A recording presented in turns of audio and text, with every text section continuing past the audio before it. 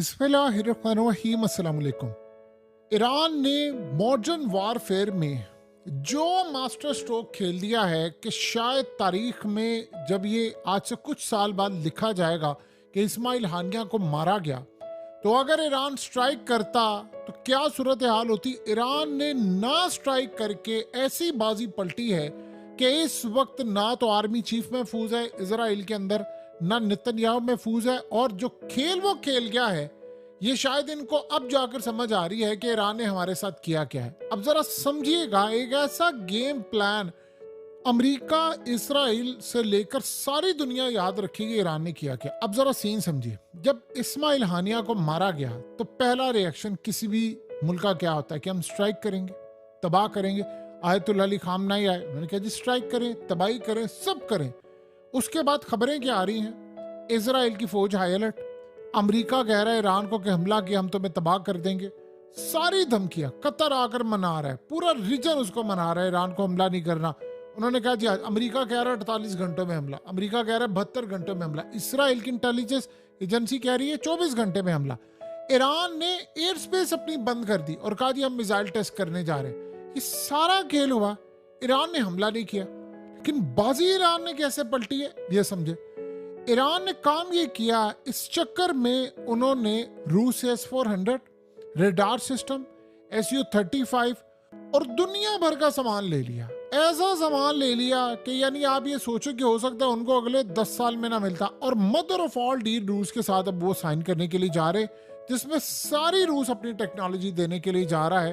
उसके बाद वो यमन और ये सारी जगह हर जगह मिले।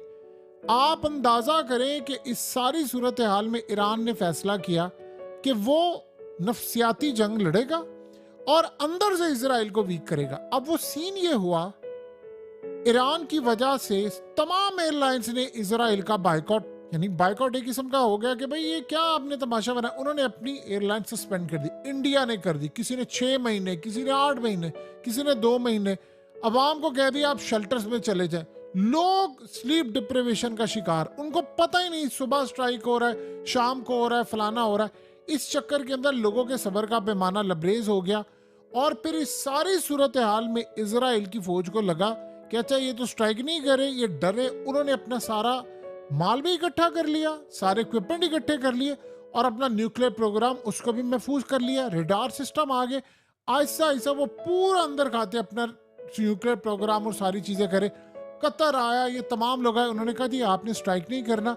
इस सूरत हाल में ईरान ने स्ट्राइक ना करके उनको भी अपने साथ, अरब ममालिक को भी खड़ा कर लिया। वो कहते हैं जी अगर आपने किया तो देखिए पूरे रीजन में जंग छिड़ जाएगी, हम सब तबाह हो जाएंगे, आप भी हो जाएंगे, इसराइल ये वो सब कुछ। इसराइल ने प्लान बनाया था मैं न्यूक्लियर फैसिलिटीज को तबाह करूंगा, मैं एटमी प्रोग्राम को तबाह करूंगा, और ईरान को पता था कि हो सकता है चीजें तबाह भी हो सकती। उस चक्कर में उन्होंने पूरे रीजन को अपने साथ में ला लिया। अब अमेरिका, यूरोप सारे ये देख रहे हैं कि अब तो कोई जवाब ही नहीं है, ईरान ने स्ट्राइक नहीं किया, फिर इजराइल क्या करेगा। अब सूरत हाल समझिए, इजराइल में इंटरनल टर्मोइल अब बढ़ गया। अब सीन ये हुआ कि उधर से याह्या सिनवार ने ये काम कर दिया कि भाई अब इजराइल स्ट्राइक करेगा तो कैदी हम उधर रखेंगे, हम उनको लेकर नहीं जाएंगे। उस चक्कर में वो कैदी मारे गए। अब सीन ये हुआ कि ईरान ने फैसला किया था, उनको ये पता चल गया याह्या सिनवार की स्ट्रेटजी। उन्होंने कहा इनको अंदर से वीक करो, एक तो नफ्सियाती तौर पर इनको तंग करो और कंट्री को अंदर से वीक करो। इस चक्कर में एहतजाज की लहर उठ गई और इतनी डिवीजन हो गई है इजराइल के अंदर, इतनी डिवीजन हो गई है कि अब ईरान को स्ट्राइक करने की जरूरत ही नहीं है। अवाम ही नेतन्याहू की हुकूमत गिराने के लिए मुकम्मल तौर पर तैयार है और आर्मी चीफ और नेतन्याहू की आपस की लड़ाई हो रही है। वो कह रहा है कि स्ट्राइक करो, वो कहता नहीं हमने स्ट्राइक नहीं करना, मजीद कैदी मारे जाएंगे। और इस सूरत हाल में अवाम निकल आई सड़कों पर, फ्लाइट्स कैंसिल है, पूरा मुल्क स्ट्राइक उन्होंने कर दिया है, करेंसी उनकी गिर रही है, इकोनॉमी उनकी कोलैप्स हो रही है। बरतानिया ने इनको हथियार देना बंद कर दिए, अमेरिका के अंदर भी सूरत हाल हो रही है। अब आप अंदाजा कर लें, ईरान ने कैलकुलेट कर लिया कि अगर मैंने ये काम किया तो सबसे पहले होगा ये कि इंटरनेशनल सारी ताकतें मिलकर मुझ पर हमलावर हो जाएंगी।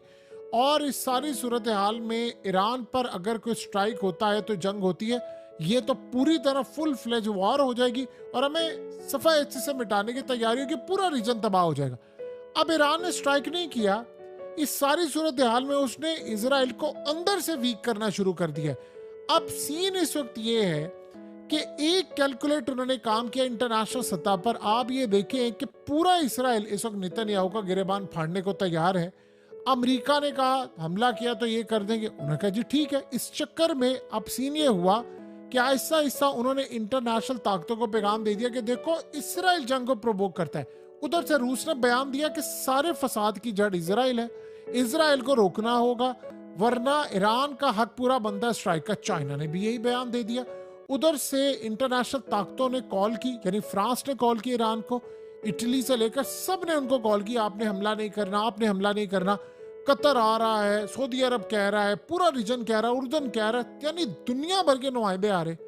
ईरान को आखिर कह रहे आपने स्ट्राइक नहीं करना। ईरान ने इनडायरेक्टली उनकी बात मान ली। अब आप बताइए, ये वो ममालिक हैं फ्रांस से लेकर बरतानिया, इन सब ने इजराइल का साथ देना था। अब उन्होंने स्ट्राइक नहीं किया, ईरान ने उनको कहा ठीक है जी मैंने आपकी बात मान ली है। अब बताएं कि इजराइल क्या करेगा, उसको तो जंग चाहिए, वो जंग तो बंद नहीं कर सकता। अब ये सारे प्रेशर डाल रहे हैं ईरान के ऊपर कि भाई इस सारी सूरत हाल में तुम्हें काम करना। अब अगर ईरान स्ट्राइक कर देता तो आपको पता है कि इस सारी सूरत हाल में होना ये था कि जो अवाम थी वो सारी की सारी एक पेज पर आती। जो इस वक्त तकसीम है, जो फौज तकसीम है, जो आर्मी चीफ तकसीम है, सियासत इनकी तकसीम है, मीडिया, वो सारे एक पेज पर आ जाते और सारे एक पेज पर आकर इकट्ठे होते कि चलो मिलकर अब हमला करते हैं। उसमें इस्लामिक कंट्रीज भी इजराइल के साथ खड़ी हो जाती।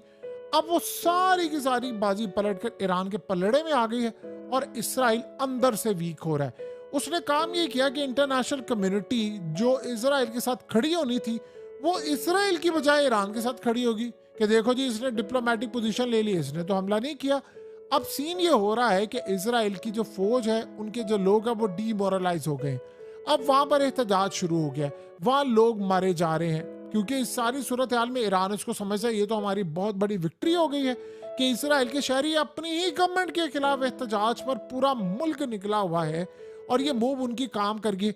अब ईरान ने देखा कि भाई मुझे लॉन्ग टर्म गोल्स को देखना है, मैंने वो गेम खेली है कि इस सारी सूरत हाल में इसराइल को अंदर से वीक करूं ताकि मुझे लॉन्ग टर्म एडवांटेज हो, यानी पूरी तरह नेतन्याहू से बदला भी लिया जाए, एक बड़ी जंग से भी अवॉइड किया जाए। और उसके दौरान अगर लट से 2 महीने रह गए हैं, ट्रम्प आता है उसने आकर कहना यूक्रेन जंग खत्म करनी है क्योंकि ब्रिटेन के ताल्लुकात बड़े अच्छे, उसने इसराइल की जंग भी खत्म करनी है। और इस सारे सूरत हाल के अंदर दुनिया की लीडरशिप यानी पूरी तरह जंग खत्म करने के लिए आएगी। और वहां पर अगर जुर्लू फिरता है, फार्म 45-47 वाला खेल अमेरिका में होता है, तो अवाम वहां पर खुद ही जाकर उनसे निमट लेगी क्योंकि ट्रम्प के एक इशारे पर पूरी अवाम निकलने को तैयार है। तो डिस्कस ईरान या उसके खिलाफ जंग की बजाय मामला ये है, उस सारे सिनेरियो में हुआ ये कि अमेरिका रेड सी से सारी अपनी फौज लेकर जाकर उसने इसराइल को चारों तरफ से घेर लिया।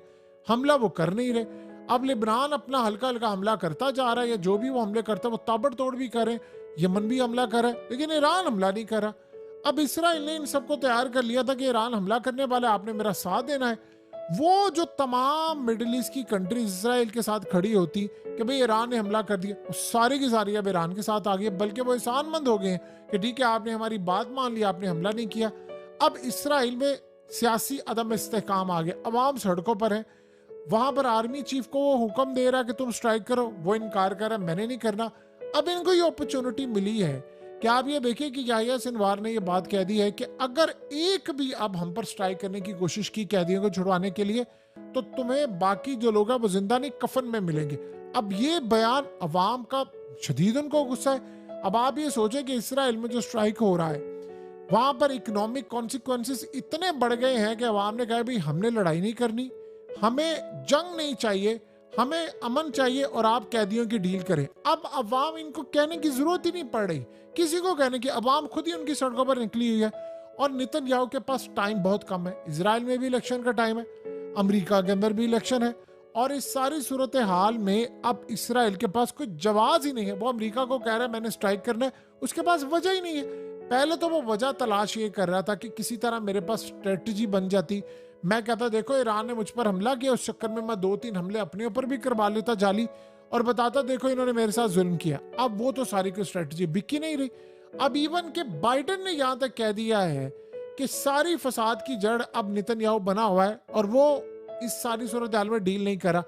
ईरान ने सारे का सारा काम किया कि पूरा इसराइल, उसकी इकोनॉमी भी क्रैश, अरबों डॉलर्स का नुकसान, उसको हथियारों की सप्लाई बंद हो गई। अंदर से अवाम सड़कों पर निकली हुई है और अवाम कह रही है कि हमने नेतन्याहू की गवर्नमेंट को अब छोड़ना नहीं है। और इस सूरत हाल में लड़ाई अब इस लेवल पर आ गई है कि अवाम कह रही है कि नेतन्याहू जिम्मेदार है, आर्मी चीफ कह रहा है कि हमने काम नहीं करना। जर्नैल उनके आप देखें कि आज उनका सिक्योरिटी का जो ग्राउंड फोर्सेस का चीफ था उसने भी रिजाइन कर दिया। तो करते करते सूरत हाल ये पैदा हो गई है कि अंदर से ही उन्होंने इनको इतना वीक कर दिया। और अभी शुरुआत है, अब इसराइल किस मुंह से स्ट्राइक करेगा? अब जो भी स्ट्राइक करेगा सारी दुनिया उसको खेगी। ये फसाद की जड़ है। इन्होंने पहले हमला किया और दोबारा करें। तो ईरान ने स्ट्राइक ना करके जो बाजी जीती है ये तारीख में याद रखा जाएगा, ताकि सारी दुनिया इनको कह रही थी ये बुज़दिल है, ये बुज़दिल है। उनकी स्ट्रेटजी उन्होंने पढ़ लिया था, रीड कर लिया था कि मामलात क्या है।